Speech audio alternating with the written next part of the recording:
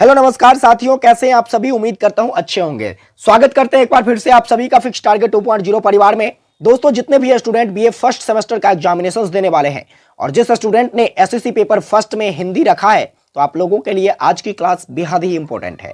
हम लोग unit number 3 complete कर रहे हैं एसएससी पेपर फर्स्ट का, जो कि गद्यखंड है, और इस गद्यखंड का तीसरा अध्याय आज हम लोग करने वाले हैं।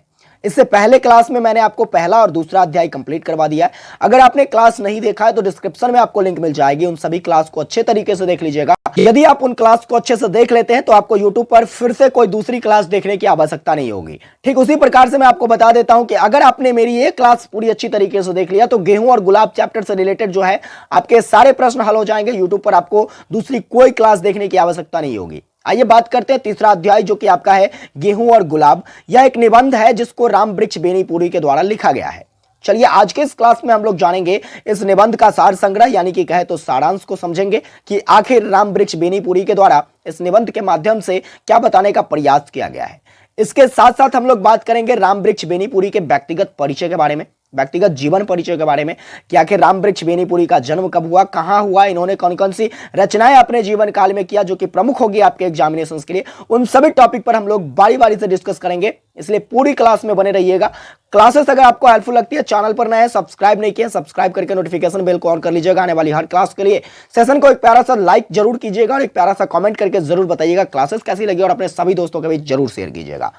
आइए दोस्तों बात करते हैं, सबसे पहले हम लोग गद्य के परिचय के बारे में जान लेते हैं कि आखिर इस गद्य का वास्तविक परिचय क्या है, या जो आपकी निबंध है, इस निबंध के अंतर्गत हमें पढ़ना क्या है, हमें बताया क्या गया है। इन सभी चीजों को जानने के लिए सबसे पहले हमें शीर्षक पर फोकस करना होगा, क्योंकि पूरे चीजों का जो सार होता है या किस पर निर्भर होता है, तो भाई साहब शीर्षक पर निर्भर होता है। इसलिए हम लोग शीर्षक को जानेंगे और शीर्षक को समझने का प्रयास करेंगे।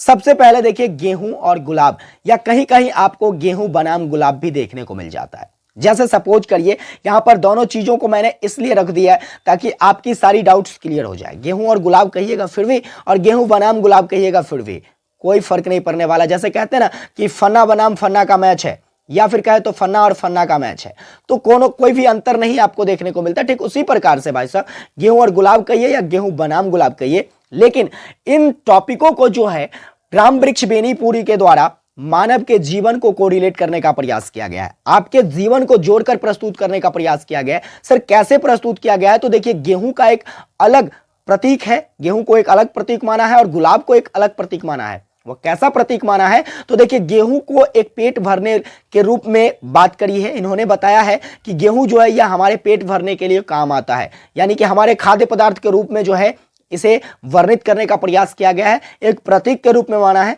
वहीं पर गुलाब की अगर मैं बात करूं, ठीक है, तो गुलाब के बारे में इन्होंने बताया कि यह हमारी मानसिक संतुष्टि के लिए काफी ज्यादा उपयोगी है, जिससे हमें क्या होती है, जिसको सूंघने से हमारी मानसिक संतुष्टि हो पाती है, मानसिक सांत्वना हमें मिल पाता है। तो इस तरीके से प्रतीक के रूप में इसे वर्णित करने का प्रयास किया गया। अर्थात हम लोग कह सकते हैं कि यह जो निबंध है यह प्रतीकात्मक निबंध है। क्या है? प्रतीकात्मक निबंध, जो कि रामवृक्ष बेनीपुरी के द्वारा लिखा गया है। अब आइए भाई साहब हम लोग जानते हैं इस निबंध के बारे में पूरी डिटेल में। मैं आपको पूरा एक एक स्टेप समझाने वाला हूं अच्छी तरीके से, ताकि आप अपने मन से बनाकर चीजों को प्रस्तुत कर सकते हो जब आपके पेपर में क्वेश्चंस पूछा जाए। बात करते हैं गेहूं और गुलाब का, ठीक है। तो गेहूं और गुलाब निबंध जो है यह रामवृक्ष बेनीपुरी की एक प्रसिद्ध एवं प्रतीकात्मक निबंध है, जो कि मैंने आपको पहले ही बताया है यह काफी फेमस निबंध है। और इस निबंध में जो है प्रतीकात्मक रूप से सभी चीजों को वर्णित किया गया है। एक प्रतीक के रूप में दर्शाने का प्रयास किया गया गेहूं को, और एक प्रतीक के रूप में दर्शाने का प्रयास किया गया गुलाब को। इस निबंध में लेखक ने गेहूं को भौतिक, आर्थिक और राजनीतिक प्रगति का प्रतीक माना है, जबकि गुलाब को जो है मानसिक एवं सांस्कृतिक प्रगति का प्रेम माना है। वैसे बात कर लिया जाए तो गुलाब जो है यह मानव प्राचीन काल से ही सौंदर्य प्रेमी रहा है। सौंदर्य प्रेमी यानी कि शोभा की प्रेमी जो है मानव जो है यह प्राचीन समय से ही रहा है। गुलाब के प्रति मानव का विशेष आकर्षण हमेशा से रहा है, क्योंकि यह काफी सुंदर पुष्प होता है, इसके साथ साथ काफी उपयोगी भी होता है। सुगंध के लिए भी गुलाब का काफी ज्यादा महत्व है, इसलिए यह मानव के जीवन से काफी ज्यादा जुड़ा हुआ चीजें हैं। गेहूं की अगर मैं बात करूं तो जिसका प्रयोग हम लोग भोजन के रूप में करते हैं, और गुलाब जो है हमें यह खुशबू प्रदान करती है जिसे हम लोग सूंघते हैं। अर्थात इससे साफ साफ स्पष्ट होता है कि एक जो है गेहूं यह हमारे पेट भरने के लिए काम आता है, वहीं पर दूसरी ओर जो गुलाब है यह व्यक्ति के मानसिक संतुष्टि के लिए काम आता है। इस निबंध के माध्यम से रामवृक्ष बेनीपुरी के द्वारा यह बताया गया है। इसके साथ ही देखिए तो मानव ने अथक परिश्रम करके गेहूं का उत्पादन किया। जिस प्रकार से मानव जो है काफी कठिन परिश्रम करके गेहूं का उत्पादन करता है, ठीक उसी प्रकार से गुलाब की भी खेती करती है।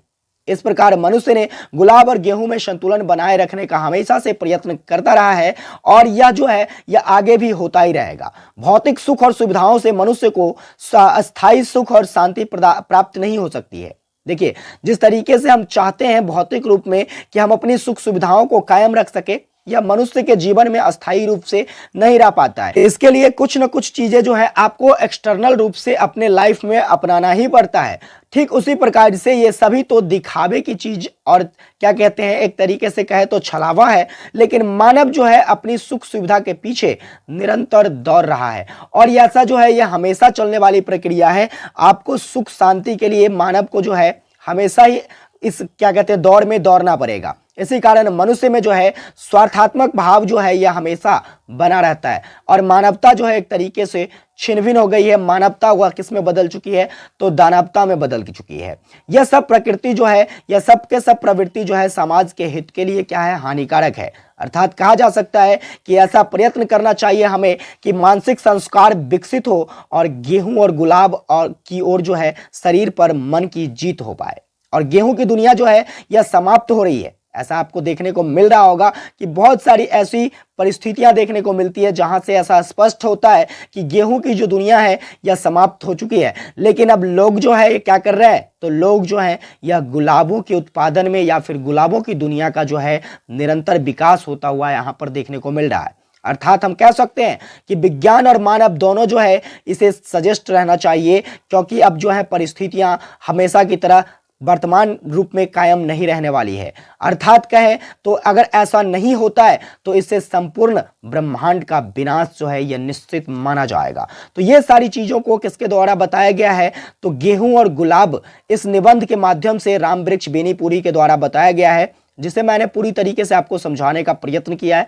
एक बार थोड़ा सा हम लोग इस पर रिवीजन करते हुए नजर डालेंगे तो देखिए यहाँ पर मोटे तौर पर अगर बात कर लिया जाए तो गेहूं और गुलाब यह एक ऐसा निबंध है, गेहूं और गुलाब यह एक ऐसा निबंध है जिस निबंध के माध्यम से रामवृक्ष बेनीपुरी ने आपके लाइफ को रिलेट करने का प्रयास किया है और इसके साथ साथ बताने का इन्होंने प्रयास किया है कि वर्तमान की परिस्थितियां और प्राचीन समय की परिस्थितियों में क्या अंतर है, इसे हमें कैसे झेलना चाहिए, इस पर हमें कैसे खड़ा उतरना है, इन सभी परिस्थितियों को बताने का प्रयास किया गया है।